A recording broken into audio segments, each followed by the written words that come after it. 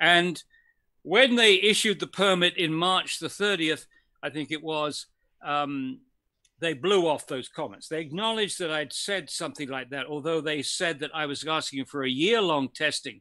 So they obviously knew something about it. I actually just asked for 4-week monitoring, not the 6-hour test. But they ignored that and continued to accept, when they issued their permit, they accepted this single test done in South Korea by a local company which had not been approved by the DEC to do this test. And I thought that was outrageous. Now, to come to this press conference today, John and I have been concerned about the way the DEC went about issuing this permit. And it seems to me, well, I've said it already, they have taken at face value the measurements provided to them by the company that stands to make billions of dollars out of this operation. So clearly the company has a conflict of interest here, and the DEC should have done more to get a third party to validate these tests. Now, in lieu of that, another approach from the DEC should have been using basic principles. What is in these batteries? What is in these lithium-ion batteries? Now, again, they are burning 1 ton of these lithium batteries a day. When I say burning, let me be clear about the process. They will dismantle the batteries. They will take the carcass of the battery and load them on a ramp into a kiln. That kiln is heated externally by a natural gas burner up to a temperature of 600 degrees Celsius. The idea of that is that it will melt and vaporize the non-metallic components, the fillers, the plastics, the casing, all the non-metallic parts, which the company doesn't want. The company wants the metal electrodes, and they will be left in the ash that will come out of that kiln. That's SunGeel's interest, is to get those metals devoid of the plastics, etc., the non-metallic parts, which may be more than 50% of the total. That will be first vaporized in this kiln and then burnt in an afterburner, originally said to be burnt at 800 degrees. The gases from the afterburner will go through the standard air pollution control equipment, a baghouse for solid particles, and a wet scrubber for the acid gases and any water-soluble contaminants, and then out of the stack. This is essentially identical to a two-stage incinerator, a double chamber incinerator, where the trash is roasted in the first chamber and then the resulting gases are burnt in the second chamber. Now, it's true that this is the purpose of this operation is to recycle the metals, to regain the metals. So that is correct. It is recycling up to a point. But the recycling process involves destruction. It involves heating and burning. And that's where the chemical problems come into existence. And that's where you have to start, or the DEC should have started from first principles. They should have known what was in the batteries chemically. And one of the things which is we now know is in some of those batteries, and John Raspattini is going to talk in a moment, is PFAs, the and polyfluorinated alkyl substances, PFAS or PFOs. John will talk about that. But the DEC didn't know about that. Well, they should have known about that. The company should have told them that that was a possibility, but they didn't. But then the DEC should have had its own research staff to have asked the question, what kind of chemical substances are in these batteries? What kind of products are you likely to get? And how does this theoretical analysis match up to the measurements of the emissions given to us by SunGeel? Now, they didn't do that, but had they done so, they would have immediately discovered that there are a number of fluorinated compounds in these batteries. Typically, the electrolyte is a fluorinated compound. typically the binder is a fluorinated compound, polyvinylidene difluoride.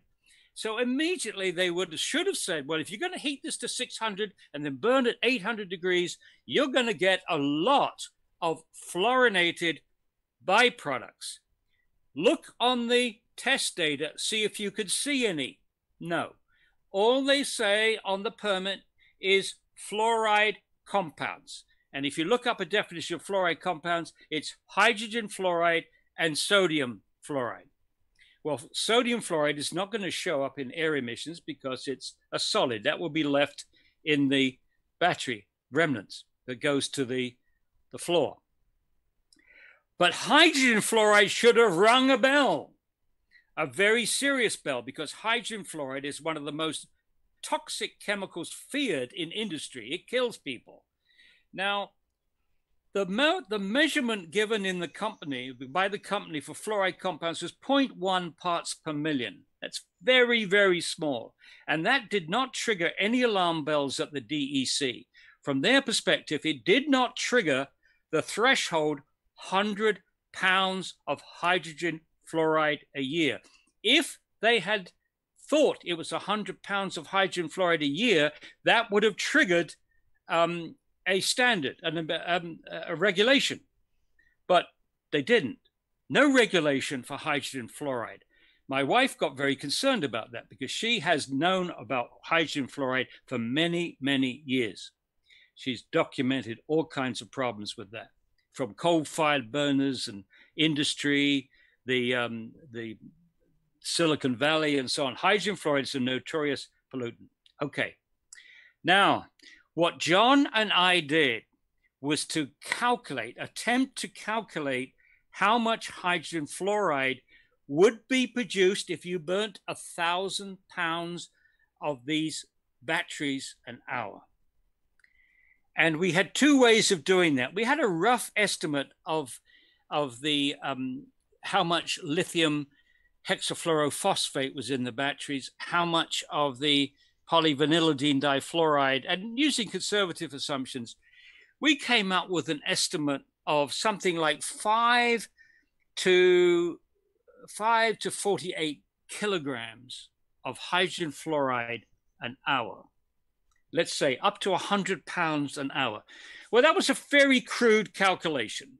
It would have been easier if someone had told us the percentage of fluorine in the batteries, which the manufacturer could have told the DEC if the DEC had inquired. But we didn't have that information. But what we did have was a very good article in the journal Nature, which measured the hydrogen fluoride in fires. They simulated fires involving 7 different lithium batteries, all containing these fluorinated compounds. And they measured the hydrogen fluoride using a technique, I think Fourier transform infrared. It was a very easy technique to measure the hydrogen fluoride. And based upon their measurements, we calculated that the emissions were between 5 and 50 kilograms an hour. That's up to 100 pounds. 100 pounds of hydrogen fluoride. Now, these numbers are probably bewildering to you, but let me go back to what I said about the DEC. If they had known that those emissions were over 100 pounds per year, they would have regulated hydrogen fluoride. What we had shown is that it could be as high as 100 pounds an hour, but it was unregulated. So you can see how faulty this DEC permit was on several fronts. And one other thing that a couple of other things that's come out of this figure of about 100 pounds of hydrogen fluoride an hour is the risk to the workers. If there's any leakage in the pipe work for any length of time, you would have reached what we call threshold limiting values in the workspace, in the confined space of the room in which these workers were, could have killed them. So this is an issue for OSHA. Has anybody told OSHA about this possibility? Probably not, because there were no red flags waved by the DEC about hydrogen fluoride. The other issue is, well, how do they remove the hydrogen fluoride? Well, it's not difficult to remove. You can use a wet scrubber. You can use a sodium hydroxide solution. But you'd need a lot of sodium hydroxide to neutralize 100 pounds of hydrogen fluoride an hour. Multiply that by 12, that would be per day by 12. So that would be 1,200 pounds of hydrogen fluoride per day. And what happens to it? The hydrogen fluoride will be neutralized by the sodium hydroxide to produce sodium fluoride. That's going to be in your water. That is undoubtedly toxic waste. That will have to be regulated. And what was the mayor's answer to? Oh, they're going to put that in trucks and take it somewhere else. Well, the somewhere else people need to be informed that they may be getting truckloads of not only sodium fluoride, but any other water-soluble toxics that come through. The last thing I'm going to say about this, hydrogen fluoride is the simplest thing to talk about. We have literally potentially thousands of other fluorinated compounds that come out, which would not be water-soluble. They would not be captured in the wet scrubber. They would, because they're gases, they would not be captured in the particulate control. And therefore, any of these substances which leave the afterburner would go out of the stack. And nobody, including the DEC, has any idea what those substances are, what the toxicity of those substances are, how much is going to come out during the day, how much is going to come out over a year. So from a chemical perspective, this whole process is fatally flawed in my view. And fortunately for us, John Ruspatini was the one that spotted this. You see that formula on the screen? That is the formula of a PFA. And John, I'll let you take over from here because you can explain to people why the DEC jumped when they saw that. Yeah, thanks, Paul. So I'm John Ruspatini. And like Paul, I've got a background in chemistry. I'm a graduate of SUNY Binghamton Chemistry Department. And these past 25 years, I've worked as an environmental remediation project manager, not so much in the area of fluorinated contamination, but in other areas, and I've been responsible for over $100 million worth of site cleanups. I'm the guy that they call after pollution has struck and things need to be cleaned up. I have not been involved with the IBM Endicott TCE plume, but I'm aware of it and understand the challenges. And these are the kind of things that we would really like to avoid.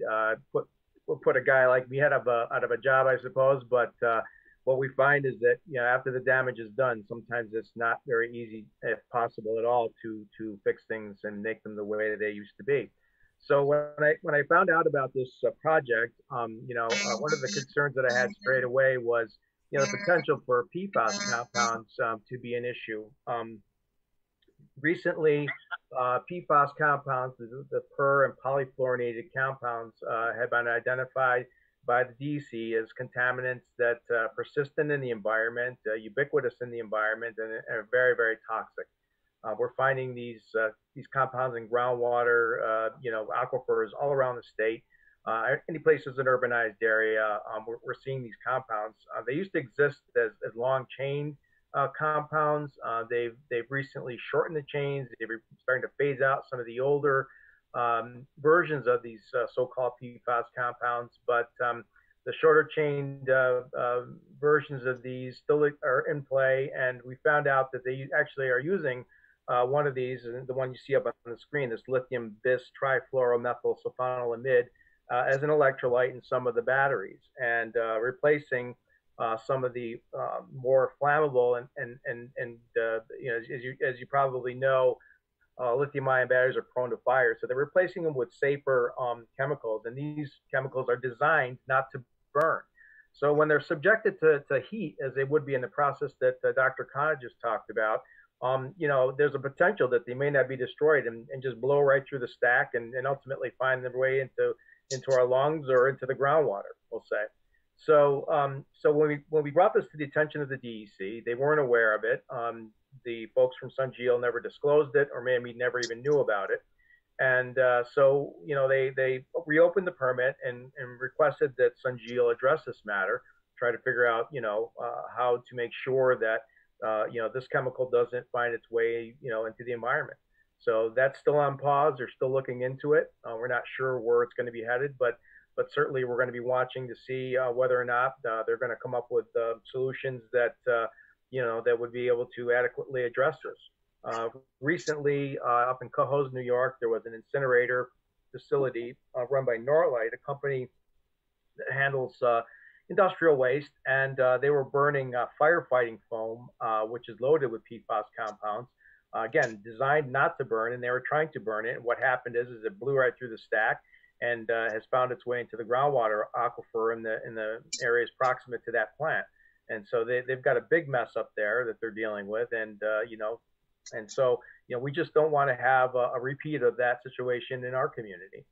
So that's that, I guess the long and the short of it. The EPA has weighed in. They've opined that they're not very sure whether or not these compounds can be destroyed, and even if they can be destroyed in the incineration process or pyrolysis process, there's going to be breakdown components of these. So they're not really even sure, what that all looks like. So these compounds start to break down. They can reform. It's an area that really hasn't been studied very fully as of yet, and so we're still kind of on the frontier of understanding how these things behave in high temperature environments. Again, we're talking about products that were, chemicals that were used in products such as in the past as Teflons and Scotch guards and things that aren't supposed to break down very easily, resistant to heat and so forth, but are extremely toxic and persistent in the environment. They will be there.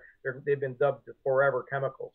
So, so this is the main reason why this has been halted. We're taking a look at that, and we'll see what happens next. But it's dubious whether or not they can adequately address this, even measure the chemicals in the stack. There aren't really good test methods that exist that even to make those kind of determinations, to make those measurements, in the samples that they collect from the stack.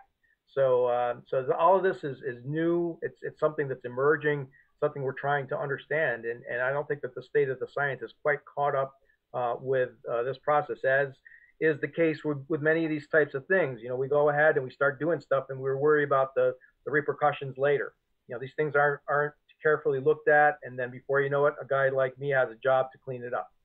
So I guess for me, that's it in a nutshell. Paul, I guess maybe I kick it back to you, or open it up for questions. Yeah, well, just to give the history of this particular document, we released this document on June the 1st to the commissioner of the DEC. We sent this, we thought it was good. Before we released this to the public, we sent this white paper to the commissioner of the DEC, said that we would be willing to meet with them, and they did set up a meeting. I think it was from June the 5th. We met via a conference call with the deputy commissioner of the two of the deputy commissioners of the DEC. We were meant to have 30 minutes, but they found it interesting enough to give us 60 minutes. We stressed that this site was totally unacceptable, that we felt that this was a non-negotiable situation, that you'd never convince people in Endicott that this was an acceptable facility for Endicott. But we pivoted to what we felt they could do, that this finding these PFAs gives the DEC a window of opportunity to go back and do the testing in South Korea correctly this time. And we were trying to get a commitment out of them for 4-week testing. And they just could not. They made all kinds of excuses that this 4-week testing couldn't be done. They have excuses. I've checked those excuses. None of them are valid.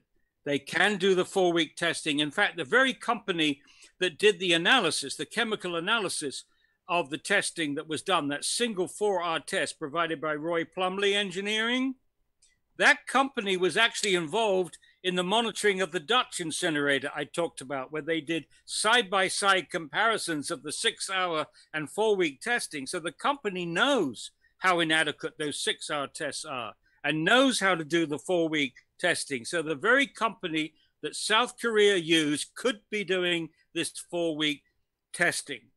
Now, the other thing that we asked them for is that although they don't regulate nanoparticles from incinerators, nobody does.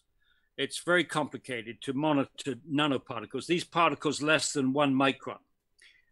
Normally, they regulate incinerators and combustion sources for 10 microns. There's some jurisdictions coming down to 2.5, but nobody is monitoring these particles less than 1 micron. And they're highly problematic because a lot of pollutants deposit as a function of surface area. And the smaller the particle, the greater the surface area for a given mass. So even though the total mass of the nanoparticles may be less than the total mass of the 10 micron or the 2.5 micron particles, they will be enriched with the toxic metals and dioxins. It's a very potent component of what comes out of the stack. Now, we've known about nanoparticles since about 2000. They're being found in human tissue, in the brain, all the different tissues. And up to a couple of years ago, nobody had actually come back with what these particles are doing when they reach the brain or the liver or other tissues. But in the last couple of years, there have been a series of publications indicating serious health implications of these nanoparticles. Number one, they're difficult to control in an air pollution control devices. And number two, they go straight through the lung membranes. So we have no defense against them in our bodies. Now, in last November, a paper was published based upon a study in Montreal, where they found a relationship between the number of particles, nanoparticles, in the urban air and an increase in brain cancer. And the numbers are striking. For 10,000 nanoparticles per cubic meter of air, 10,000 nanoparticles per cubic meter, there was a 10% increase in brain cancer in the community. Now, that is a staggering number because 10,000 nanoparticles, if it was iron, is less than a billionth of a gram. So we're talking billionths of grams of material coming out of that stack could indeed be causing health problems for people on this planet. The last people in the world that need to contend with brain cancer are the people that are living in Endicott right now. And so what we asked the DEC, we said, look, we know that nobody else is doing it. We know that the EPA is not doing it. We know that the regulations are not there.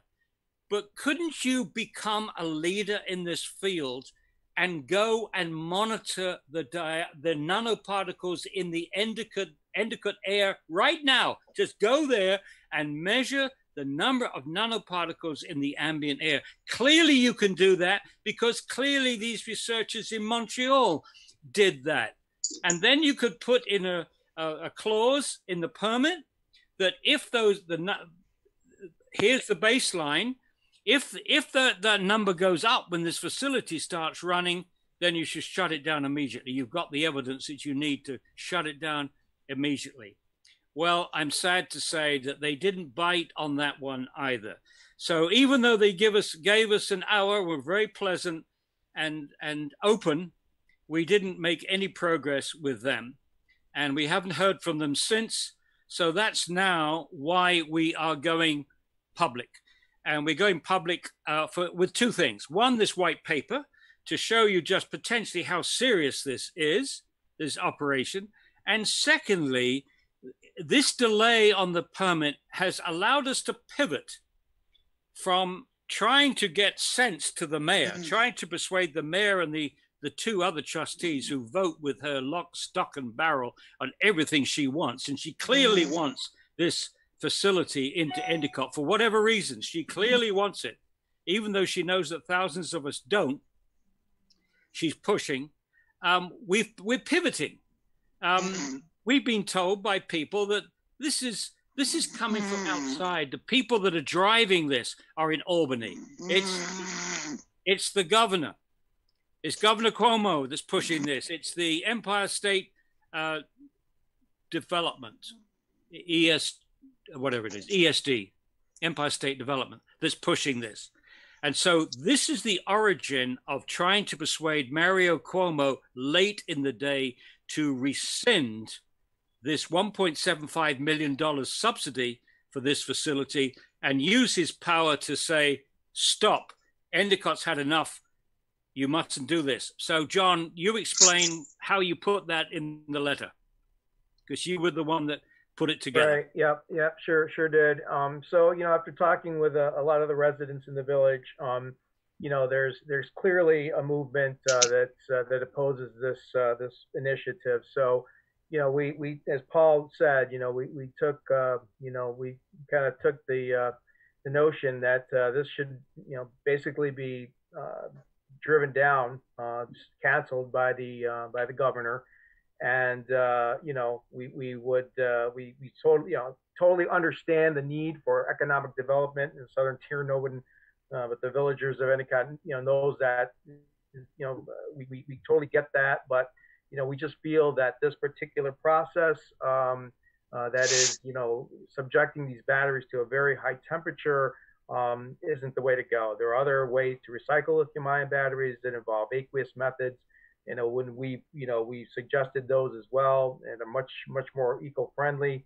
And so we were, basically asking Governor Andrew Cuomo to rescind the project, to suspend or rescind the Title V air permit that was issued to SMCC, and to completely cancel this project. So it's the position that we've taken. We're asking for something better than this. We pleaded with them that folks in this village and in the area have been subjected to environmental pollutants in the past that have caused all kinds of cancers and sicknesses, and we just don't need any more of that. Again, understanding the need for economic development, but in particular the location of this site, the siting of this particular facility is just, as you saw in that photograph in the beginning, it's just like one of the textbook cases of where not to site something like this. It's just, we're just too close to a populated area, and so that's what we've done. We've basically asked them, please shut this down. And with that, talking about the location, I'd like to bring in my wife, Ellen Connett. Ellen, are you there? I'd yes, like. I am here. Yes. Ellen, I'd like you to tell everybody your first experience. You went over when you learned about this project. You drove over during the pandemic, so you were very careful. You drove over to the area to see the location, and you couldn't find it to begin with. And you asked somebody who was in his garden, I think on Roble Avenue. Can you describe what you experienced with that man? Hi, I couldn't find the facility. I was using MapQuest, and I just could not find it. And so I saw this man who was cleaning up his front garden, and I explained that I was looking for the lithium battery facility, and he said, "Oh, it's right over there," and pointed the building to me. And I said, "Oh, thank you so much." And I said, "Oh, you might be interested. There's a group forming that's going to be opposing this facility because of its toxic emissions. Would you like to get involved?" He said, "I would, but I can't." And he said, "You see, I care for my mother and my sister, and they both have IBM cancer." And I wasn't expecting that. I wasn't expecting that at all, and I couldn't stop crying. It was just so sad. So that was my first experience in seeing the building and meeting a gentleman who lived close to it. IBM cancer. Thank you, Ellen. I think we spent 34 minutes on this so far. You've all been very patient. I would invite any member of the press to ask us questions. And if after the press have had their chance, then other people that are on the call, if you want to ask questions, we'll be delighted to answer them. So anybody from the press like to ask a question?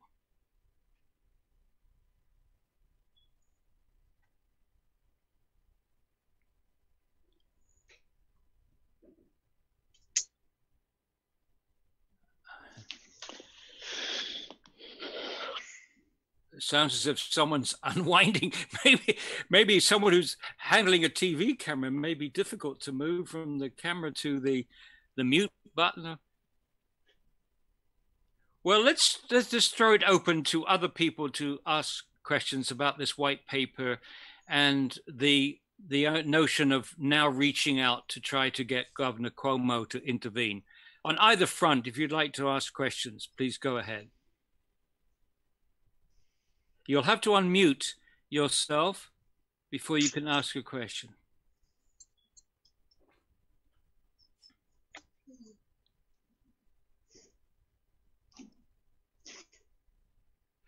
Now, whilst you're thinking about a question, you probably have seen that the people promoting, the public relations people, a fellow called Stephen Donnelly, from, I think, a public relations outfit in Owego.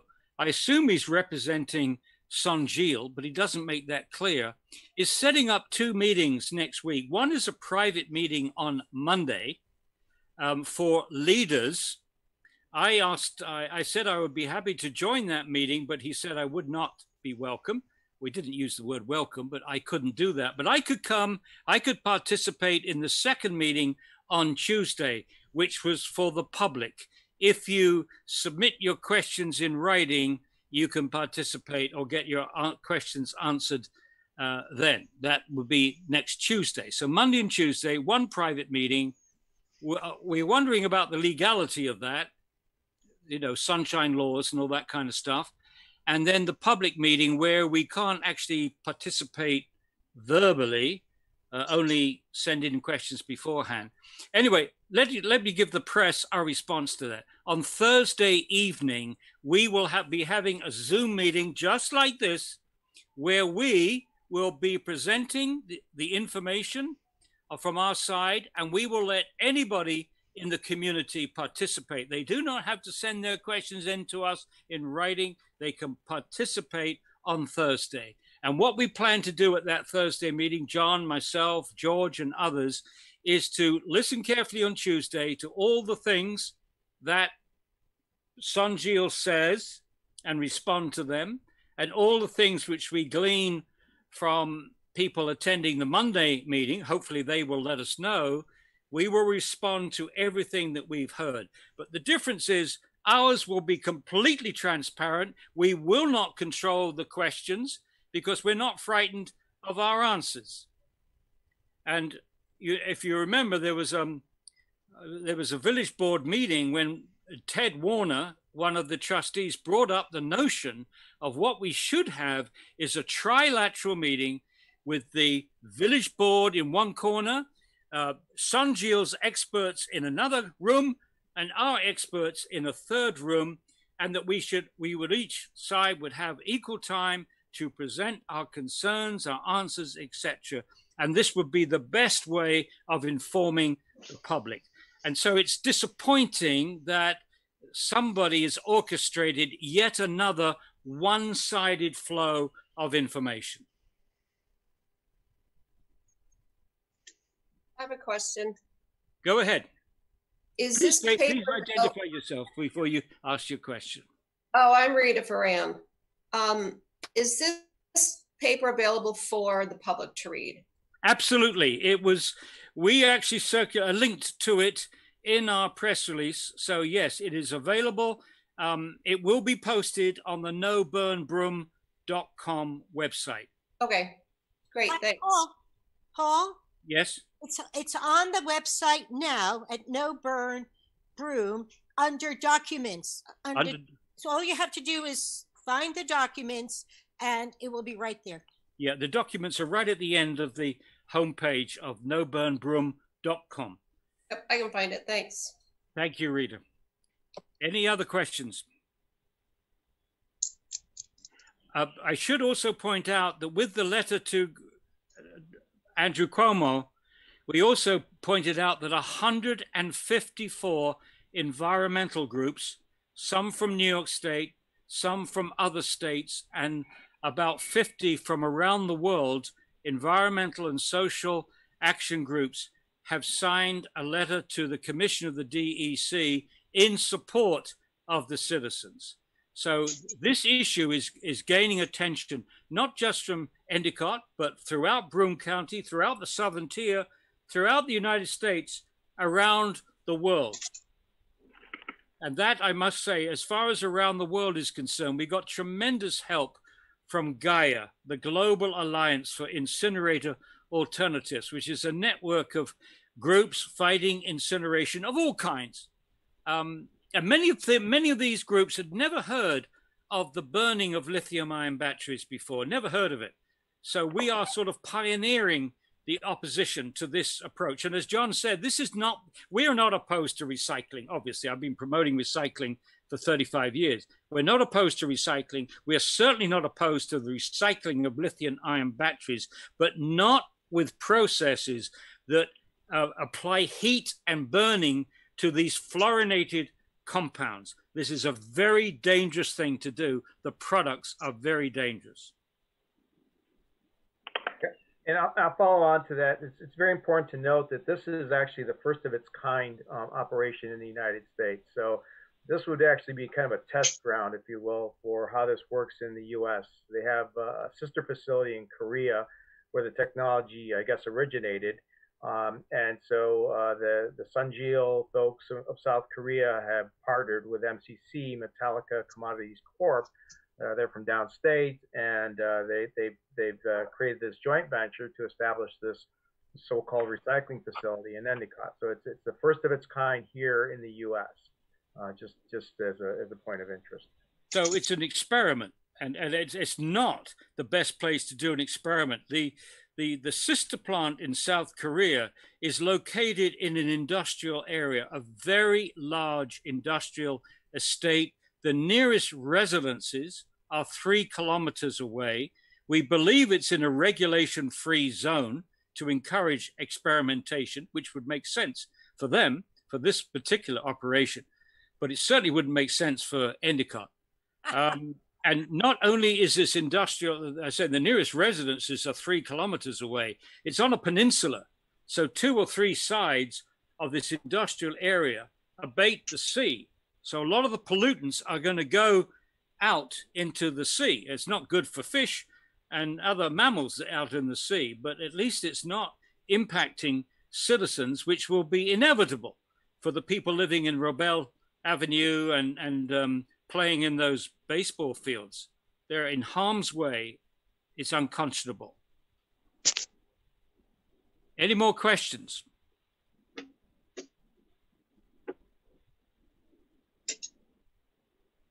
Well, I thought there'd be more questions on the chemistry because I know some people are scared stiff of chemistry, and you shouldn't be. If it's explained properly, it's not that difficult. And I think the simplest thing the carry home message here is that one very toxic byproduct, which the DEC ignored, is hydrogen fluoride. And the amount that John and I have calculated will come out of this facility, will be produced in this facility, should have triggered a regulation for hydrogen fluoride. And we've told the DEC that, but they have made no indication at all that they are going to modify the permit, even if the facility gets over the PFAS conundrum, which is going to be difficult for them. They've given no indication of the other things that are necessary. So hydrogen fluoride is the simplest chemical you could imagine. It's one hydrogen atom linked to one fluorine atom. And when it comes into contact with water, it forms hydrofluoric acid, which is a very, very nasty substance. If it gets into the lungs of workers or into their bloodstream, it will kill them within a matter of minutes in insufficient quantities. This is Ellen Taberry. I just wanted to let Rita know that, and everyone else in the chat, I put in the link to the white paper John is showing now, and also the letter to Governor Cuomo that Paul was mentioning. When you go to the website and try to get information on the emission levels from facilities burning these batteries. It's very, very difficult to get. And we were thrilled when we found this article in Nature, which is one of the best science journals in the world. This is where the DNA hypothesis was first published, Watson and Crick, Nature. They have published this excellent article monitoring the toxic emissions you get when you burn lithium-ion batteries. So the theoretical base for what we're saying is very, very solid, very solid. Well, we may have made arithmetical mistakes, but I provided the DEC with our calculations, and their response was, well, it's simple arithmetic, isn't it? So they didn't come back and say you've made this big boo-boos, which I'm sure they would have done if we'd really made a fool of ourselves, but I don't think we have. Paul, Dr. Connett, there's a question in the chat. It says, % chance that this will be killed? I don't have a good feeling. Well, I hope he means he doesn't have a good feeling that it will survive, or does he have a bad feeling because he thinks that the mayor will prevail in this pet project of hers? I can't understand her thinking. I just cannot understand. I cannot understand. I could understand her being fooled by the PR presentations that she was given by Sanjil. I'm sure they gave her the best, the best game plan, the best story that they could come up with. But I do not understand, in a democracy that we have here in the United States and we have here in Broome County, why she would have pursued this with so much energy, despite the evidence that people don't want this. I mean, 4,000 people have signed a petition. We've raised over 4,000, no, actually over 6,000 to try to get a lawyer to help us. We got 150 environmental groups from around the state, around the world, and she's had these meetings. She doesn't let people talk. She filibusters. It's extraordinary to me that she should make this a cause of hers. And if anybody in this audience has any idea why, I don't understand it. I mean, one suggestion is this is what Cuomo wants, and she is doing what Cuomo wants. This is what she thinks is needed to get the money from the Empire State Development. But why would she do so much in secrecy? Why does everything get sprung on the village trustees at the last moment, that two of the trustees who are known to be opposed to this, Patrick Dormer and Ted W.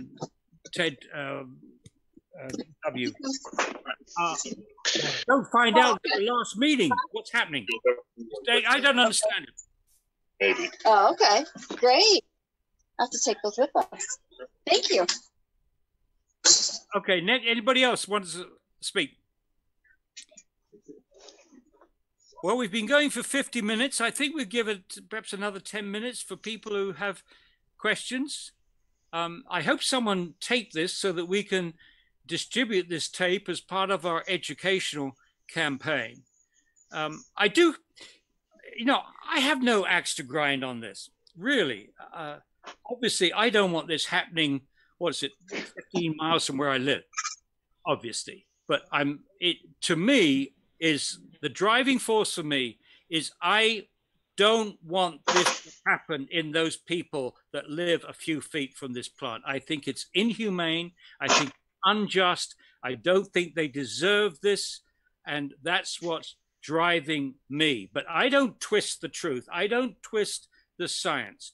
And the whole group is proceeded on the basis of we want to educate. We want to share the information that we have gleaned. We want people to share the information with us. We want people to share counter arguments with us. I think that we have proceeded as the total antithesis of the way that the mayor has been proceeding. Openness, transparency, honesty, straightforward. And we can do that because I think, based upon our knowledge, we are confident in what we are saying. we're not making things up, and we're not deliberately trying to make people frightened. What we are saying is that the actual reality is frightening if you know the reality. And the reality, as from us, is reality based upon someone who's worked 30 years remediating toxic sites, and somebody who's a professor of chemistry who has used to starting from first principles on things like incinerators.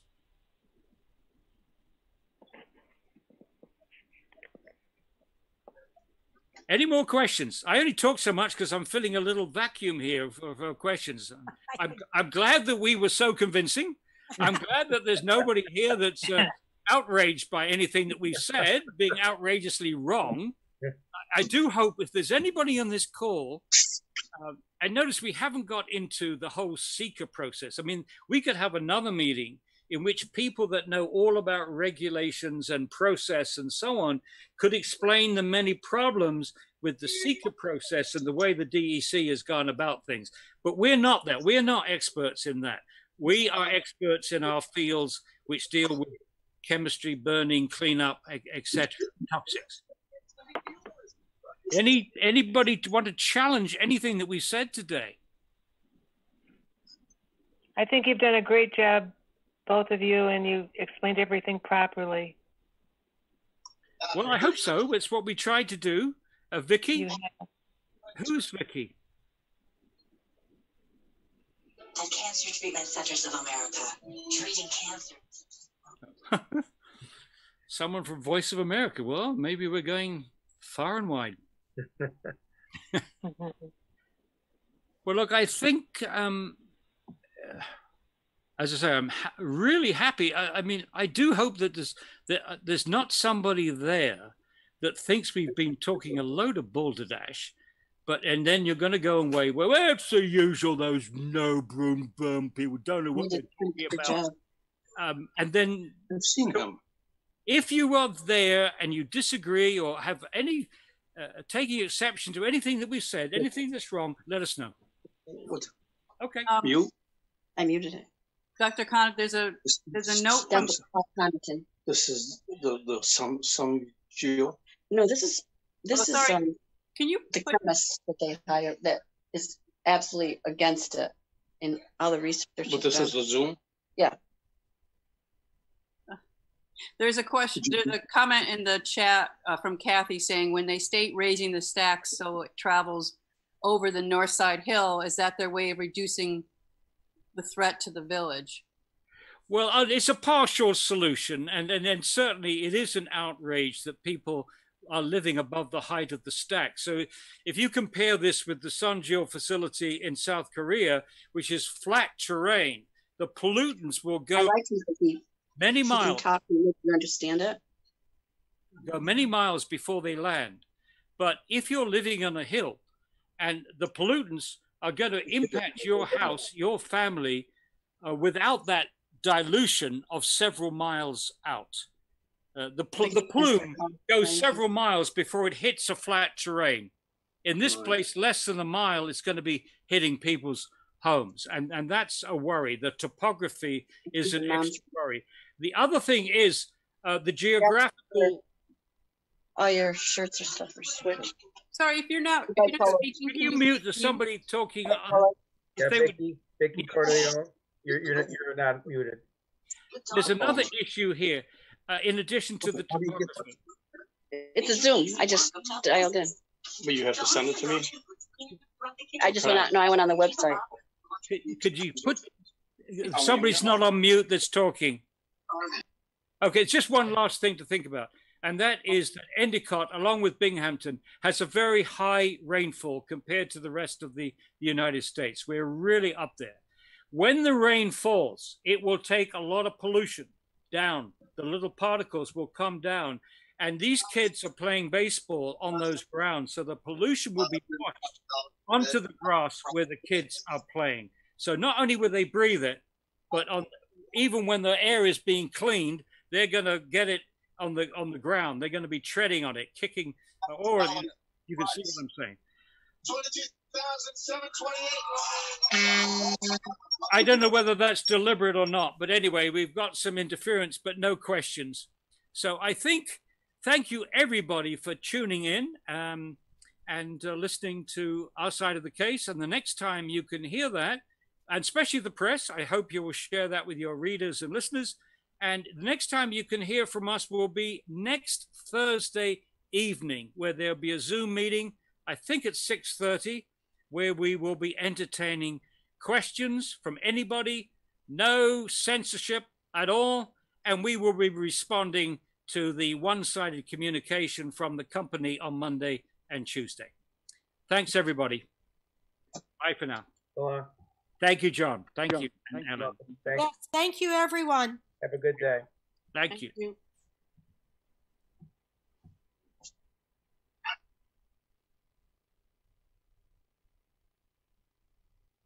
Okay, that is it. So I have to make a couple of changes here. Just give me 1 second and get set up, and then we're going to have a little bit of additional discussion, because I happen to right at the end, he said he wants to bring on people that know the seeker process. That happens to be me. I know the seeker process quite well. So I do want to talk about that a little bit right now, but before I do that, I just have to make a couple of changes. And the scene management in OBS is a little bit challenging for me. I really want to know how other people manage their scenes and transitioning between different things. Actually, I do want to leave that one on, because I want to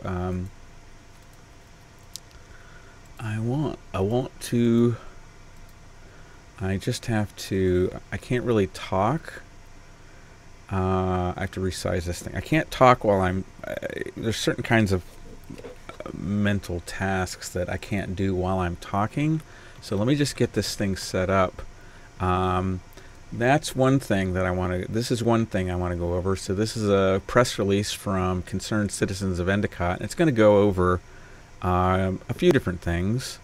And then, oops, what happened? Where did it go? It went there. All right, now I have to find, there's one more thing I'm looking for. That's an interesting one. This is probably what we're going to talk about first. Well, let me give you some feedback really quick about what we just heard, because they're very, very professional, those two, and they got all the fancy letters after their names, and apparently some people like that. They think that if you have the letters after your name, that means you know more than other people. So that's whatever, to each his own. There's good academics and there's bought academics, and there's just incompetent academics. So what makes Paul Connett such a great guy, is it's partly to do with his Cambridge education, which is rigorous. He did a lot to get that, But what am I just trying to say here is that, sometimes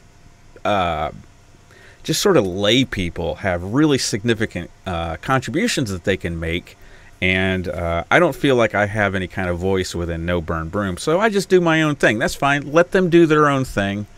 They're all focused on the chemistry.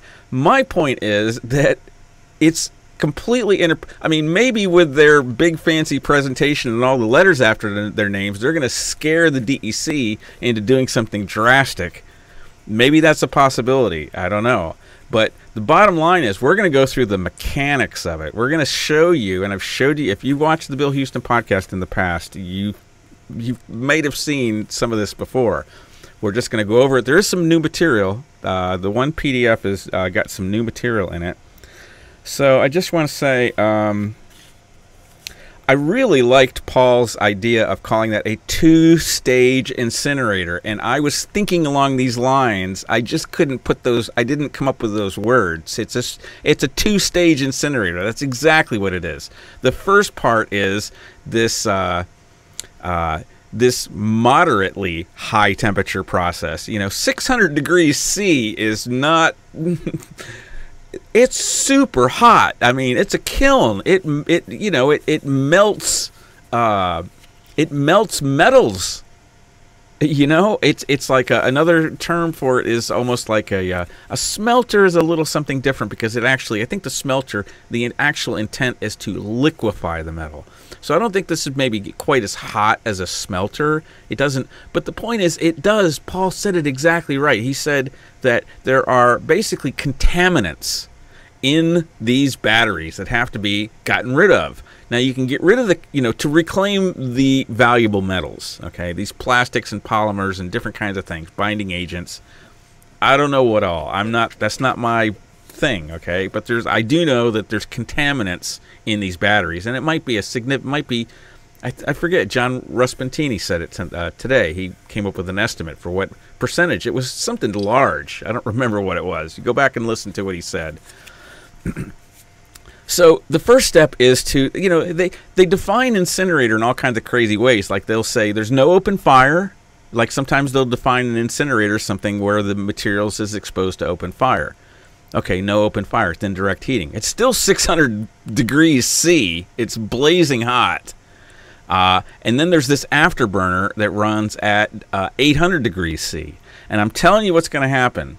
Because of this PFAS, I think John called it PFAS. I'm going to start calling it PFAS. It's easier to say, okay? Because of this PFAS issue, they're going to raise the temperature of the afterburner. That's what they're going to do. I'm telling you, just watch. They're going to raise the temperature, and then they're just going to reissue the permit. So the one good thing about this PFAS thing is it is a delay, and I think that is how Paul and John and all those other people are considering it. It's good because it's a delay. It sounds like he doesn't think that this is really the end all, and it's not, because Paul does agree. He said it so just now.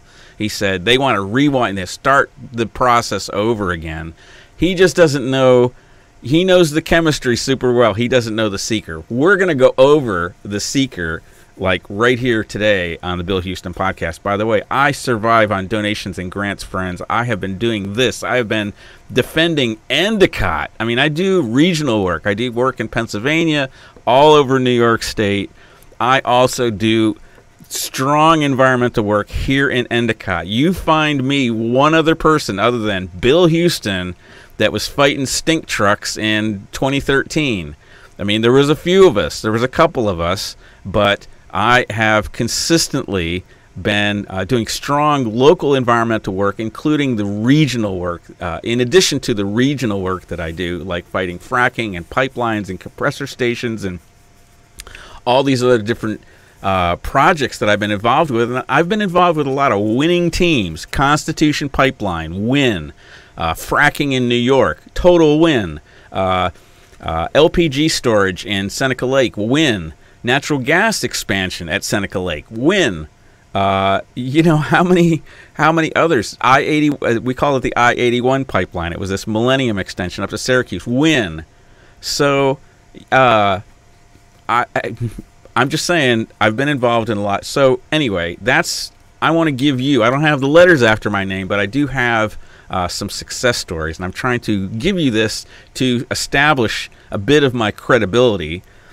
Because according to people like Jeff Platsky and, the mainstream media, they love somebody like Paul Connett because not only is he a character, he's a huge personality, and he's great. He's really a fabulous environmentalist, and he totally knows his stuff. He's completely credible, not only with his pedigree, but also with who he is and the kind of work that he's done. And Paul is fantastic, okay?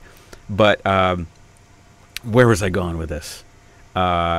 Anyway, we're going to go over the seeker stuff right now, but let me just continue. So I really like two-stage incinerator. Thank you for that, Paul. I'm going to start using that. It's two-stage incinerator. It evaporates, some of these, boils off some of these contaminants in an it's called pyrolysis. I believe pyrolysis, one of these chemists is going to correct me if I'm wrong here, but pyrolysis is basically, in pottery it would be called a reduction process. In pottery, like when you do, what's it called, the really shiny, one of you potters out there, raku, I think it's called raku. So raku, what they do is the very last stage of the firing, they throw in a bunch of wood and newspapers and stuff, and it uses up all the oxygen.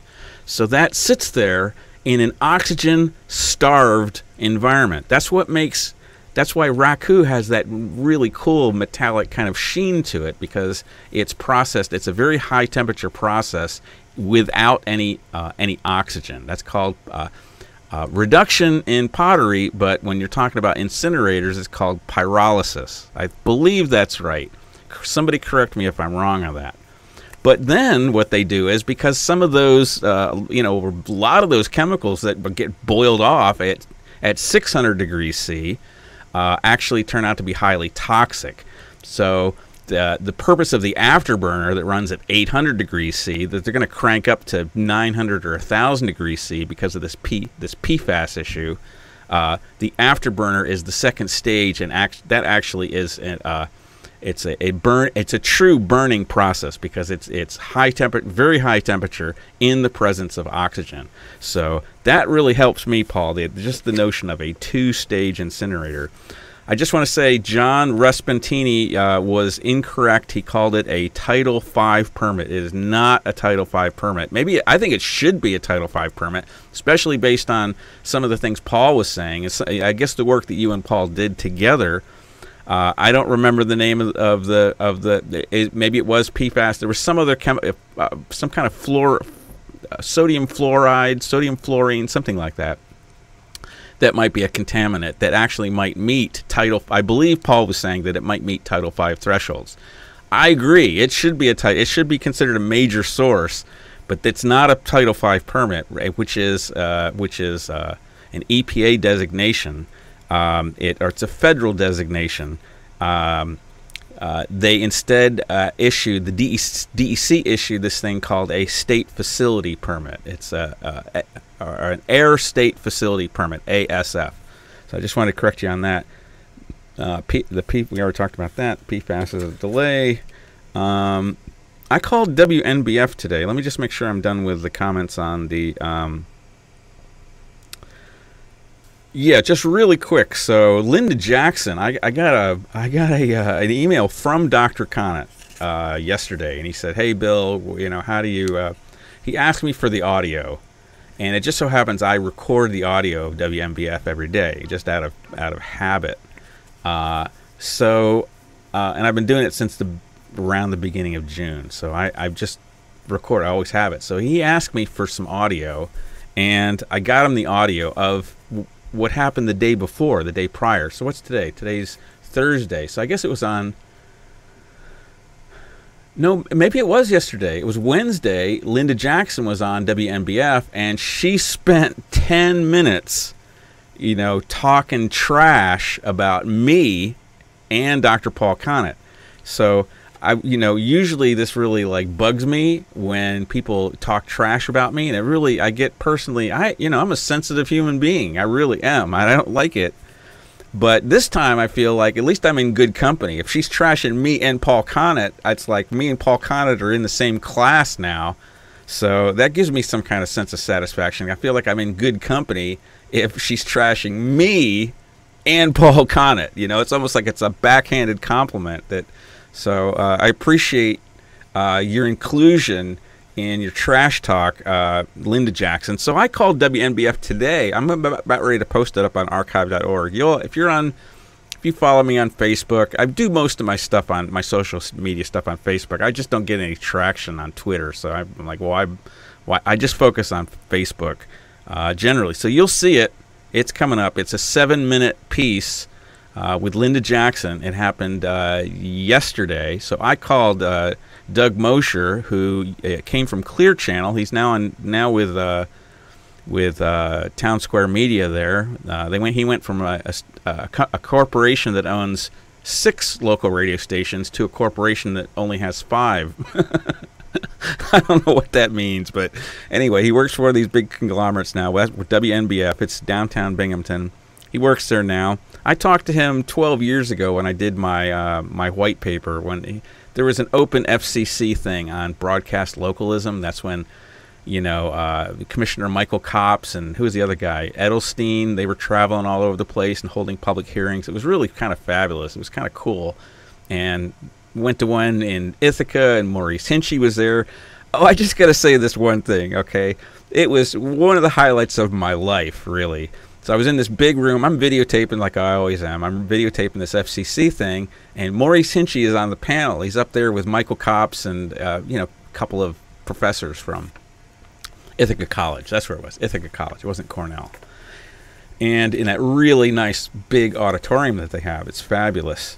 So I was recording there, and so Maurice Hinchey, rest in peace, fabulous progressive, I moved to Binghamton, one of the most progressive guys in the House of Representatives happened to be my congressman. So I was very, very happy to have Maurice Hinchey represent me for many years.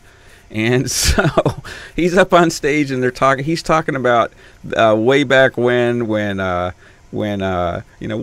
was talking about corporate personhood. What other, U.S. congressman would be talking about corporate personhood? So he was talking about, and he was trying to remember the case, about, what was the Supreme Court case. So I'm out in the audience with my video camera recording the thing, and I shot it off, and I said Santa Clara County versus Southern Pacific Railroad, which is 1886, I think. And he said, he said, what? And I said, Santa Clara County versus Southern Pacific Railroad. And he said, why, thank you, counselor. So that was just a huge boost to my ego. He called me Maurice Hinchey, the great Maurice Hinchey, called me counselor. And that was around the time that I was suing Time Warner in federal court. So anyway, that was a big boost for me. It's a random side thing. We are going to get to, I know people are watching this video to hear the seeker discussion. It's coming up. I'm getting right to it, okay? I think we're almost there. I think basically we're there. Let's just get right into it. So, okay. Just really quick, one of the things Linda Jackson said on the radio is, and this is what I mentioned to Doug on the radio today, Doug Mosher.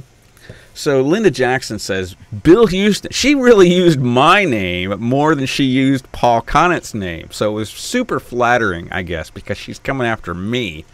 But she said, this facility is not an incinerator, and that was made up by Bill Huston. That's what she said. And he just made that stuff up, and he doesn't know what he's talking about. Well, I didn't make it up, and I always cite official sources. I learned this from Craig Stevens. If you cite official sources, they can't really come back at you. If you say, look, here's the letter from the EPA, this is the thing right here.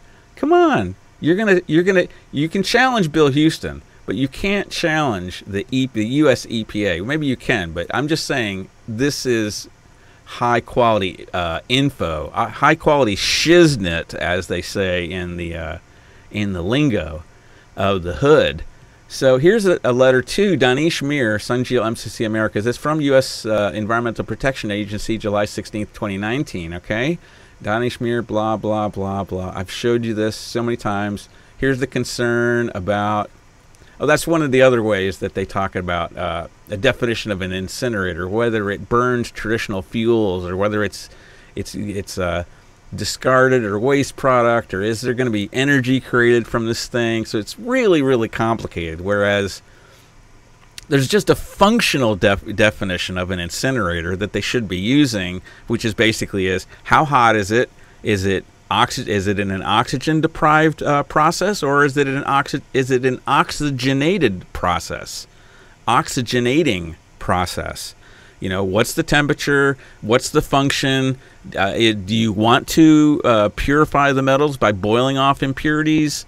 Which is, kilns and incinerators are very, very, very similar in function. And smelters, they're all super similar in, if you just break them down functionally. What is it, how hot does it get? Those kinds of things, okay? So here we have this letter from the Environmental Protection Agency. And I just want, there's a long conversation here, and this letter is, by the way, it's up on the Dropbox. Okay, it's up on my Dropbox, which is tiny URL. I don't think I have battery docs link. Look at that. Wait a minute. Oh, look at that. That's so sweet. I had it all there ready. Okay, so just go to that link up there. Endicott Battery Incinerator. Up there. Up there. Do you see it?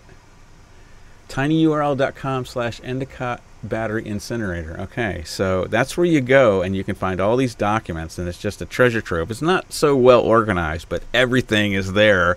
This is for researchers, okay? I don't make necessarily a nice presentation of all the material, but there's gigabytes of documents up here that you can sort through, and there's lots of interesting things you can learn. Like this. So Linda Jackson says Bill Huston made up the term incinerator, okay? But look at this. I want to read this too. Just let's read the conclusion.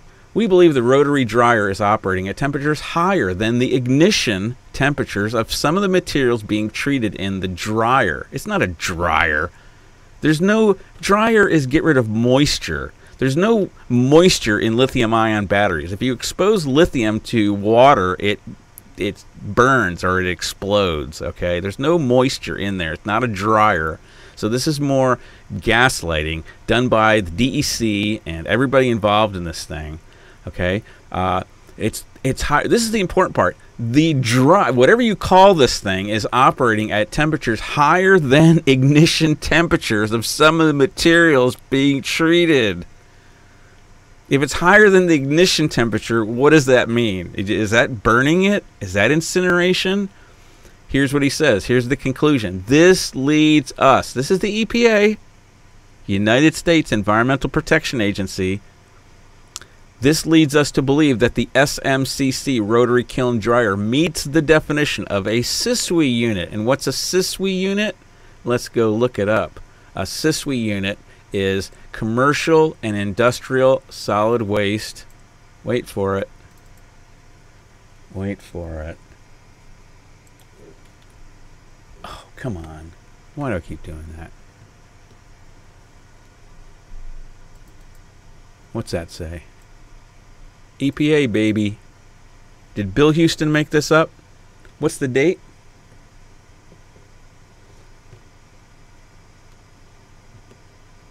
July 16, 2019. I didn't even find out about this thing until September of 2019. And there it is, Environmental Protection Agency. Let's look at this guy's name. What's his name? Robert Buettner. He's the chief of the Air Compliance Branch, Enforcement and Compliance Assurance Division. And what does he say? It's an incinerator. Okay? So let's put that to bed right now. So, Linda Jackson, did Bill Huston make that up? Come on. Tell the truth, Linda. Come on, Linda. Okay, so this is a press release that I sent out today on behalf of concerned citizens of Endicott, because I knew No Burn Broome was going to do something today, and I just wanted to fill in the gaps, okay, because I know this is not their expertise, and for some reason I don't really I'm a male with a big booming voice, but these other males with bigger and boomier voices shout me down. So I don't really feel like I don't feel comfortable. I don't feel at ease at No Burn Broome. I don't feel like they respect me necessarily, respect my accomplishments or my knowledge. Okay, so whatever. You know, you can have your attitude, your whatever, that your pedigree makes you special. But you know what? If you think that only this is not just to the people with the pedigrees. This is to the general population. If you think that only PhDs should be able to speak on matters of science, you have kind of missed the message of the Enlightenment. Let me say that one more time. If you are one of these people, the press, the media, maybe you're a PhD yourself, maybe you're just a regular person. If you think you need experts, only experts can pronounce the truth, you missed the message of the Enlightenment. You know, the age of reason, you know, like Galileo and Isaac Newton, calculus, you know, all that stuff.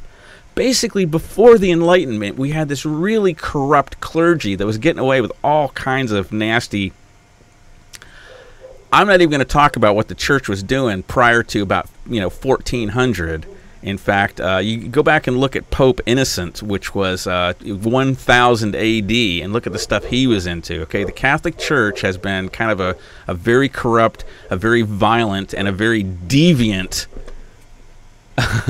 organization going way, way back. And I'm not saying they don't do good work. There's sects within the Catholic Church that I think are fabulous, like the Franciscans. So some of these secular, or some of these, I don't know what to call them, these orders, different orders. There's the friars and the, I don't know, I'm not Catholic, I don't know them all, but some of those are super fabulous. They do service work, they even do contemplative versus they work in the community. It's very similar to the yoga tradition. Okay, so the Catholic Church isn't all bad. I'm just saying that between about 1000 AD and maybe going farther back, at least starting at about 1000 AD to about 1500, the Catholic Church was a very, very corrupt and very deviant organization. Okay, and they were getting away with everything. And one of the ways they were doing it was, it was the whole notion that experts can only pronounce the truth. In other words, the Bible was written in Latin, and the common people spoke another language. They didn't study Latin. They're busy, harvesting food. They had to work 12 hours a day in order to eat and eat through the winter. So they're always working. They're not studying Latin. So the Catholic Church, it was like, it was a hierarchy. It's like it starts with the Pope, and then underneath the Pope, there's these other different, bishops and things or whatever, and it gets all the way down to your local priest at your local village or whatever, right? And it follows this strict hierarchy. I'm getting way off topic, but I just feel like this is kind of important. Age of reason. So this guy, the church was doing these crimes. Go study the history. I'm not going to tell you what it is. Family-friendly show, okay? So this guy comes along called Martin Luther. The first thing he does, he publishes what he calls the Vulgate Bible. And I'm very, very grateful to my friend Greg Bonner for giving me time. We worked on a project together, a research project, and I was able to, he gave me the time to explore all this stuff and to learn about it. I felt like I was writing my own master's degree or something on this research project that he had me do. So Martin Luther, published the Vulgate Bible. It was basically, the Latin Bible translated into Low German, the language of the people. And that was such a crime that he was excommunicated. And I think he went in hiding. I don't know the whole story of Martin Luther. But the other thing that he did was he published, I think it was called the 96 Theses or the 98 Theses. And it was one of the first applications of the Gutenberg printing press.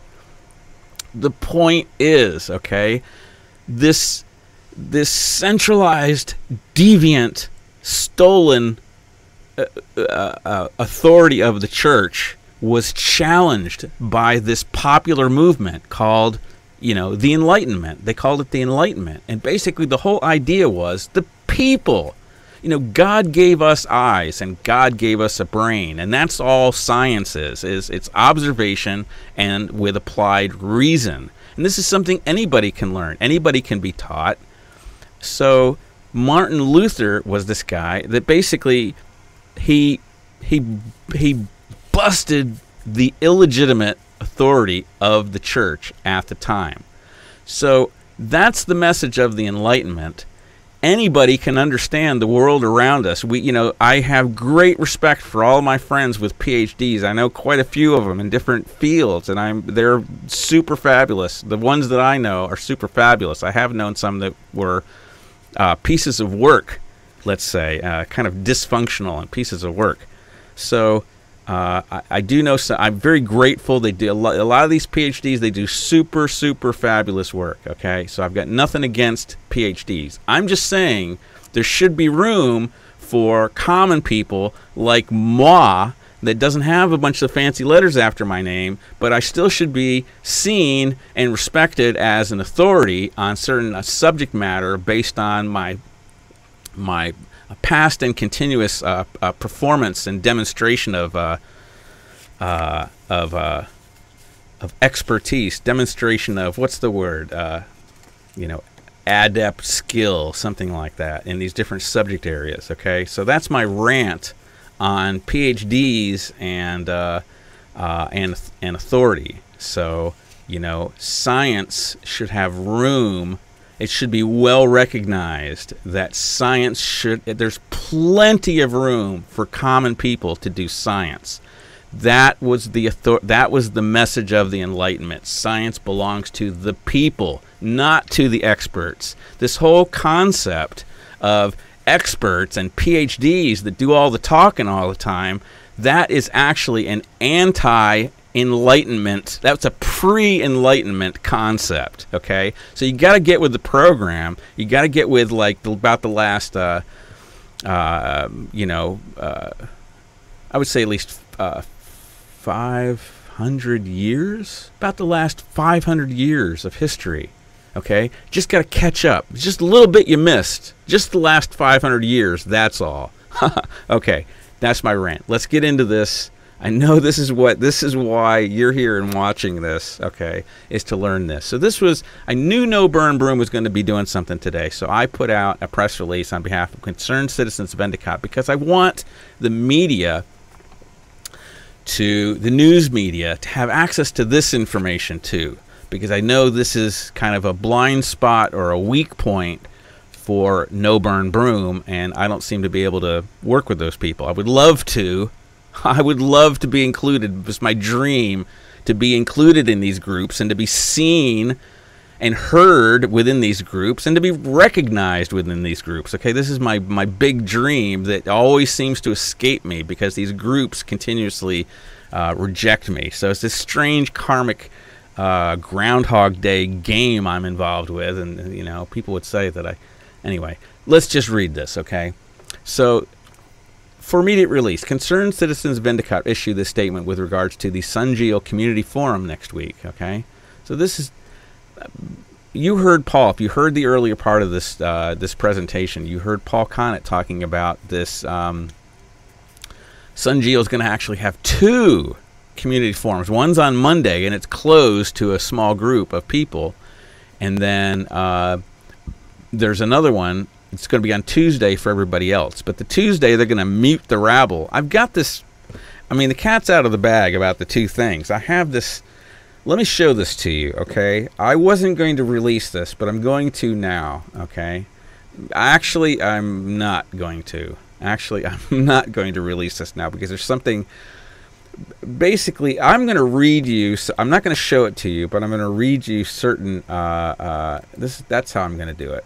Give me 1 second here, okay? Stand by. This is the Bill Huston podcast. I work in the public interest, so I really rely on donations and grants. Do you see that link down at the bottom there? Tiny URL. Where is it? tinyurl.com/donate to Bill Huston. I'm not kidding.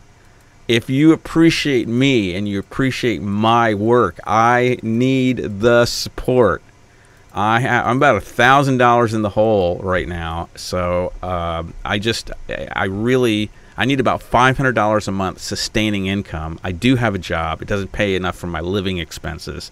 If I had $500 extra dollars or $600 coming in every single month, it would give me a lot of breathing room. So I hope there's people out there that do recognize the work that I've done, recognize my authority, and recognize the value of these videos that I make and the blog posts, the social media work, participating, the analysis. I do these FOIL requests. I put the documents online where anybody can read them. I've done a shit ton of work on this project long before anybody else in this town knew anything about it, 5 months before. So I really can use the support. tinyurl.com/donate to Bill Huston. Let me show you one other thing really quick. If you don't do PayPal, a lot of people don't. William Huston, P.O. Box 22, Endicott, New York, 13761. If you didn't get that, just pause the video. You can go back and just watch it later. Okay, so I'm going to find you. Just give me 1 second because I have to figure out where this thing is. Success story. That's so funny. Building. Okay, that's... Stand by, please. This is the Bill Huston podcast. This is the dreaded dead air. The dreaded dead air media statement. Oh, here it is. I don't want to give you that one. I don't.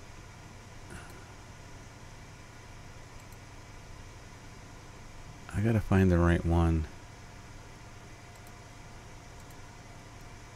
Okay.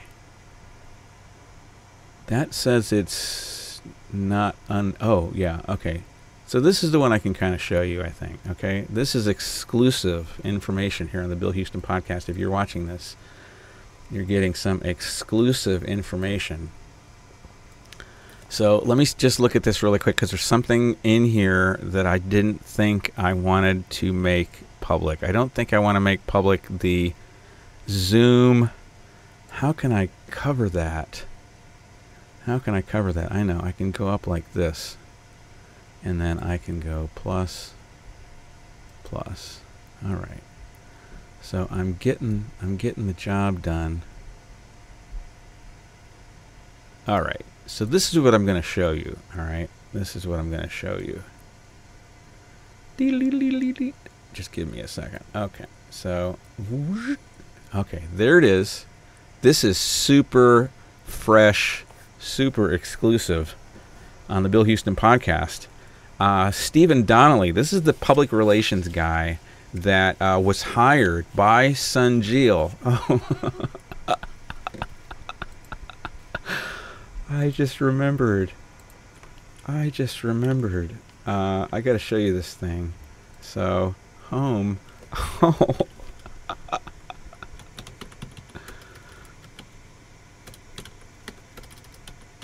You're going to love this. I got to find a video for you.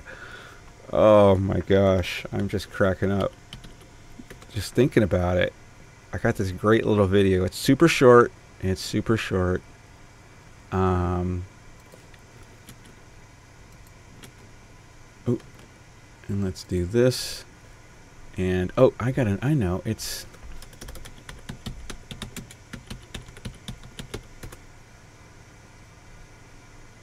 And yeah, here we go. Ooh, yeah, here it is. Yeah. Okay, you ready for this? So, Sunjeel hired this guy, Stephen Donnelly and Associates. I gotta rewind it. So, let me see if I got audio for you here. Hold on. So, I gotta find... Marketing and communications company has moved into new offices as it seeks space for its growing workforce. Okay, watch Stephen this. Donnelly and Associates held a ribbon cutting on Friday at its new headquarters on Front Street along River. Wait, what? Hold on. We gotta see that again. Hold on here. Stephen Donnelly and Associates held a... Whoa! Do you see what I see? Who is that? Who is that guy? This guy. Right here. Who's that? That almost looks like... Does that look like Jason Garner to you? Jason Garner is what? He's the Broome County executive, right? And this is Owego. This is... See that? Tioga Chamber. What? Why would Jason Garner travel to another county to help? I guess that's his buddy. I guess he and Stephen Donnelly are buddies. And in fact, Linda Jackson mentioned something about, the county executive is going to help us with public relations. We could play that clip coming up. I got audio of this meeting that happened on March 10th in Donnelly March 10th was in the village of Endicott, in the village offices. Okay, so in that meeting, it mentions that Jason Garner is going to help us with our public relations, and this was all about Sunjeel. What? Jason Garner is going to help out with public relations having to do with Sunjeel? Just a reminder, Jason Garner was on the initial press release from Empire State Development Corporation back in 2018, along with Donna Lupardo. Okay, there's one other elected official who's now out of office. I'm not even going to mention this guy. You probably know who I'm talking about. So Jason Garner, Stephen Donnelly, and Sunjeel. There seems to be like this a lot of stuff going on with these three guys to get with these three. Jason's pushing. It's like a triangle. Do you see what I'm saying? Jason's pushing the incinerator from the beginning, Jason Garner. He's friends with Stephen Donnelly. Stephen Donnelly is hired by Sunjeel. What? What? And he goes to, I mean, the county executive goes around and opens up new businesses in your own county quite a bit. Why would the county, what's important about the Broome County executive traveling to Owego, a different county, with this guy? It's just none of this really makes any sense to me. But I'm just pointing that out. Okay, so let's go back to what I was showing you here. Okay, let's get back to this. So this is Stephen Donnelly. He's organizing these two community. There's a it's an informational session for the community. He's calling it. So he sent this out. I have no idea. I got this from some weird third party, and I had to make. There's stuff that I had to redact out of this. Okay, so I don't know where this came from. I don't know who this went to, but let's just read what it says. Good afternoon, Stephen Donnelly. That was the guy that was just cutting the ribbon at his new office in Owego. We respectfully requesting your attendance for a community leader forum. So we know this went to community leaders. It also went to the press because Fox 40 knew about this. And anyway, with Sunjeel, the battery recycling company, opening in Endicott via Zoom on Monday, June 29th at 2:30 p.m. So one issue that a lot of people have raised is, since we don't know who these community leaders are, let's say three of the community leaders are, I'm just going to pick three people at random, and you're going to see where I'm going with this. Any of you people that know open meetings law, you know where I'm going with this, okay? So, oh boy, I have to wrap up pretty soon, I think, because I have I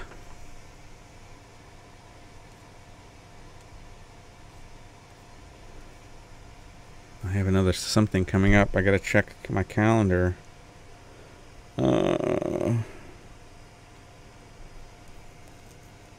Okay, I got a ways to go. All right. So there's two meetings. There's one on Monday for community leaders. So let's just say community leader forum. Let's say three of the community leaders are. We need a roster. This needs to be a public meeting. We need a roster. We need a recording of what goes on here. We at least need a roster, okay? That is required because this might be open meetings law violation. We don't know until we see the roster. But let's say Eileen Konechny, Linda Jackson, and Cheryl Chapman, all two trustees and the mayor. Let's say they all get on this call. Guess what? It's an open meeting. And it required notice to the public, and it also required openness to the public. The public had to be able to attend in person or virtually because of all this corona ridiculousness.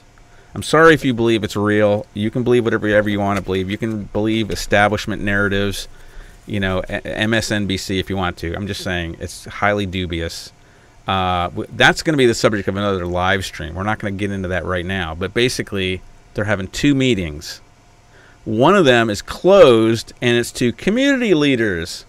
Guess what? If there's a quorum there, it triggers open meetings law. If it's secret, and we don't know who's even going to be on it and who is invited, we don't know if there was an open meetings law violation or not. So this is highly irregular. Stephen Donnelly, the master of branding and the master of communication here. Here's what he says. We are respectfully requesting your attendance for a community leader forum with Sunjeel, the battery recycling company opening in Endicott. Here's my little note there. Yeah, wishful thinking. That's totally wishful thinking that you're actually going to build your thing here, okay? And that's what they do. They project this positive impression, but it ain't happening.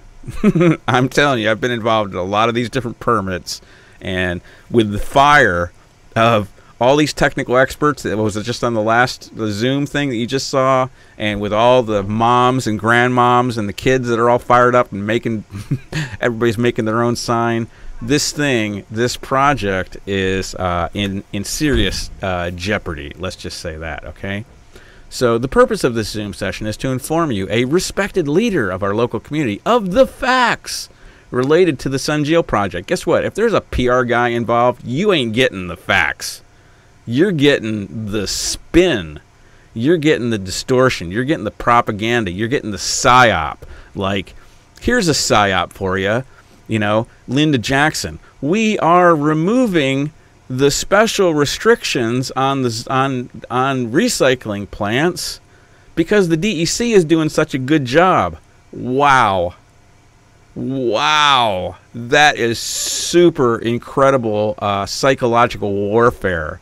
Or when it's like, you know, anyway, there's lots of examples of this gobbledygook coming out of the mayor, coming out of the press, because the press, quite often, all of you out there, everyone, Press Connects, Jeff Platsky, WBNG, I love you, Chloe Vincente, but, you know, the pieces that you do, the packages that you do have been fantastic, okay? But even sometimes you and some of the other people there have read these press releases that are just have you're repeating gobbledygook coming from these official sources without counterpoint, without analysis, without fact-checking. And this is a big problem, especially because all your FCC licenses, you broadcasters anyway, you know, I've said this before, it's legal for the Press and Sun Bulletin to print lies. It's totally legal, but it is not legal to print for a broadcaster to put lies out there, especially when there's human health and safety involved, because that's called a broadcast hoax, and that's against federal law, okay? And I'm going to challenge your licenses. I'm going to make a formal complaint. I'm making a record. I'm just letting you know I'm studying every single news thing that comes out about this facility. I'm studying it, and I'm going to be writing petitions to deny, and I'm going to be writing formal complaints against licensees if you all don't shape up with your nonstop yakking about the recycling facility with no mention of any incinerator or high temperature processes or whatever, okay? So you all better get on the ball, okay? All of you broadcasters, every one of you. So please confirm your attendance. We feel this is very important to look forward and have you involved. There is, oh boy, I can't see that. I have to do this. Please confirm. We have power. There's power in education. And together we feel that we can better educate the public on the facts surrounding both the company and the processing that will take place. Guess what? There's no way you're going to come up with any kind of a presentation. Paul Connett is an internationally recognized expert on incinerators. His reputation is impeccable. His pedigree is impeccable. His prior work. I mean, a lot of you might not even know, but Paul Connett was just in this, he was involved in this, and Ellen, it's a family affair, all the Connetts, and their son Michael is an attorney. They sued the EPA. They filed a petition with the EPA under this Toxic Substances Act that basically is challenging fluoride in drinking water. This is the kind... Paul Connett's like a Ralph Nader almost, Paul Connett is a man of very high stature, international expert. He travels all over the world. He's been on every continent, talking about incinerators. This is his expertise, okay? This is one of his areas of expertise. So You know, you can assail my reputation. You can assail my pedigree or lack thereof. You can assail everything. You can call me any kind of name you want to. But that kind of stuff, the thing about Paul Connett, it's really hard to make anything stick against him. And she, the mayor, was insulting him on the air like she's done many times before and saying he doesn't know what he's talking about. And very nice man, he doesn't know what he's talking about. I encourage you. Somebody like Paul Connett is so dangerous to these toxic polluters, right? They hire PR shills to write these hit pieces on him. And I know this because they write these PR hit pieces on me. Do I still have this thing up? No, I don't. Okay, I can't show you this thing quickly. I can't. That's a cool. Anyway, I can't show you this quickly, but basically, the PR shills go after me because of my work, fighting fracking and exposing the harms of fracking, that kind of thing. So, boy, I have a lot of new information. I'm going to try to do some additional live streams to get this information out because there's a lot of different topics. There's stuff going on right now in Pennsylvania that's super, super hot with the fracking industry. I just don't want to pollute this live stream any more than that I've already ventured off into these different topic areas like the Enlightenment. But thank you for sticking with me, friends. Thank you for watching this. So this is, I just wanted to show you that there was a meeting, this clandestine meeting that is going on next week. And so my statement in the press release basically is this, about those meetings that are coming up. And everybody's talking about it, all the news media is, Sun Geo has been silent all this time. Well, they haven't. They've been issuing press releases all along. They haven't been silent. But that's the story that Stephen Donnelly and Associates is trying to spin. You know, Sun Geo has been silent all this time, but no more. Here they are with their community forum. Well, you know what? It's a dog and pony show, only this time managed by a PR firm. We don't need it. We don't want it. It's just more industrial bullshit is what this thing is going to be. Who cares? This is a distraction. It's a cheap trick, like how a pickpocket distracts you with a shiny object. Look at down here. Look at this shiny object. Meanwhile, this guy picks your pocket. So Sun Geo Dog and Pony Show is this. Look at this little shiny thing. And then meanwhile, the DEC denies Endicott a proper environmental review. That's what's going on. That's what we're going to talk about here. So we don't need it anymore. Industrial bullshit. Sorry about that, friends, but sometimes you need that word to be in the vocabulary to describe accurately what's going on. Okay. The most pressing issue right now is the illegal process by the DEC. In other words, it's not the chemistry. God bless Paul, God bless John, and No Burn Broome with their focus on the science. Really fabulous, fabulous, fabulous, fabulous work.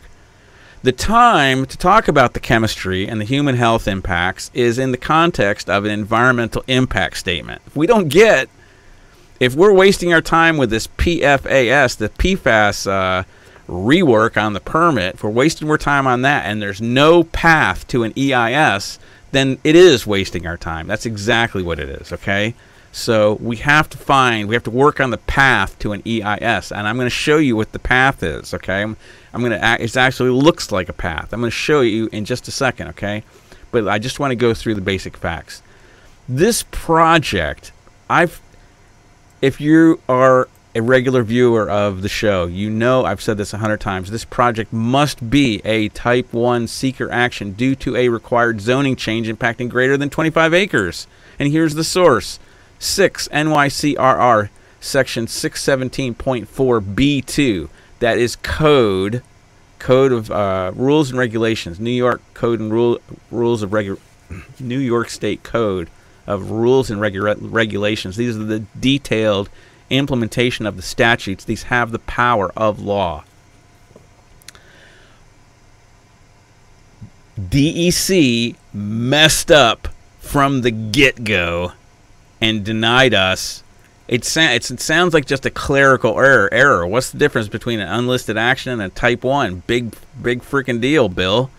You're going to see what's a big deal, okay, coming up. Going to go through this. We've been over this before. I'm happy to go over it again. This is because incinerators are presently expressly prohibited and not a prohibited land use under existing Endicott Village Code. And one of the genius moves of attorney Claudia Bramer, I'm so impressed with Claudia Bramer, and I don't say that about hardly anybody, but Claudia is a fabulous lawyer. She headed them off at the pass, so to speak. She wrote this amazing appeal to the zoning board where she took it either way. She said, right now, incinerators are expressly prohibited. But even after Linda Jackson's bogus zoning change, the special restrictions, what she called special restrictions, in fact, it was removing the prohibition on incinerators in a very devious and dubious way, removing the restrictions. She called it removing the prohibition. She called it adding special restrictions, okay? And it was fraudulent the way that they did it. So even after that, incinerators, because they called it a recycling facility. Okay, I want to build an incinerator. Do I see it on the list? No, I see recycling facilities. Is that what an incinerator is?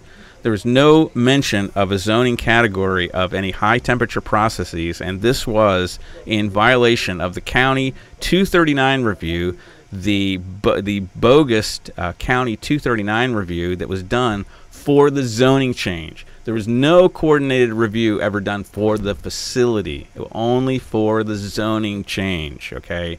There was only one done for the zoning change. Never was there a coordinated review for the facility, okay? So they had to change the zoning, okay? Incinerators are expressly prohibited, not a permitted land use. That's what triggered. And because they had to change the definition of an industrial zone, that impacted how many acres? About 560 acres. I looked it up. I worked it out on Google Maps. Maybe I didn't get it exactly right. Maybe somebody can come up with a more precise number. My number is 560 acres. Is 560 acres greater than 25? Because that's the statutory limit. Well, yes, it is. A Type 1 seeker action was required. I hope you get that, okay? And in the case, this is why the Type 1 seeker action is so important, because a Type 1 seeker action would guarantee a coordinated review. The coordinated review in the case of the Fenton Bomb Trucks Terminal was key in defeating the project. Key in defeating the project. Hold on, I just want to do one thing.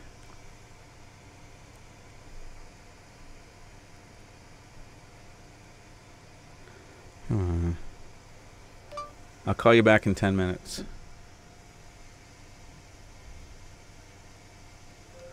Okay. Timekeeper? Okay, it's 5 minutes to the top of the hour. I'm going to try to burn through this quickly. We were denied a coordinated review of the facility despite the fact that the DEC stated that one was performed. This was great. On October 9th of 2019, in the Notice of Completed Application, Joseph Delugalensky of the DEC said that a coordinated review was performed. And then the village attorney, Bob McCurtich, God bless him, in his February letter to the DEC, he called him out on that and a whole bunch of other things. That's a classic letter. Bob McCurtich, great hats off to you for the February letter, okay? Because he outlined so many problems with the process. If you want to learn about the process problems, go read the McCurtich letter to the DEC, okay?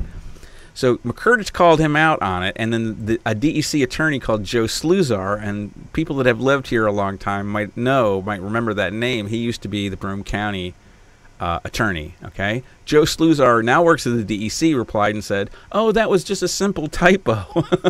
He said, we meant to say we performed an uncoordinated review. And what the hell is an uncoordinated review? Well, it turns out it means no coordinate. It's just a BS gaslighting term. It just means we didn't do anything. We didn't do a coordinated review. They call that an uncoordinated. They call doing nothing an uncoordinated review. Okay. Anyway, so we were also denied a positive declaration, and this is the trigger for an environmental impact statement. Now, No Burn Broome and Concerned Citizens of Endicott have both identified literally dozens of human health impacts, public safety impacts, community character, and nuisance impacts, and you only need to demonstrate one in order to trigger a positive declaration. The DEC gave us, the last time, a negative declaration. That ain't going to cut it, Joseph Dlugolensky, and let's bring in Basil Segos, okay, Commissioner, and Governor Cuomo, who's calling the shots on all of this, all right? We ain't having it. So my big concern is, you know, I want to start by, I don't even necessarily, I mean, a good scientist, right, you have to be persuadable. I just told somebody this the other day. You have to be, if you're not persuadable based on new information, then you're practicing pseudoscience. Go read Karl Popper, okay? One of Karl Popper's claims to fame is this thing called the how do you say it? Somebody help me. Falsifiable. It's the root of the word is falsifiable, but it's falsifiability. Falsifiability is basically a requirement of that you're actually practicing science. So that means if I keep showing you stuff, I have this on with the virus all the time. I keep showing people stuff from the CDC and the WHO, or these official sources. Look at this, look at this, look at how they're defining the deaths. Look at how the hospitals are getting paid more money. And then these people, these hardcore virus believers, just completely ignore it. They just discard it every single time, anything I throw at them. So they are practicing pseudoscience. A lot of these virus fundamentalists, they're dogmatic on the establishment narrative, and a lot of these people are pretty smart and progressive people, but they sure do love watching MSNBC and CNN about the latest virus scare stuff. So I'm just saying, so if you can't be persuaded, that's pseudoscience, okay? So I have to admit that information could hit me about this incinerator that would make me want to be for it. I have to, otherwise I'm just an anti, right? I don't want to be an anti. I want to practice science, good science, okay? The good science is do an environmental impact statement. By the way, it's required by law, okay? It happens to be required by law in this case. So just do one. Just do an environmental impact statement. And basically, Endicott is such a battered spouse.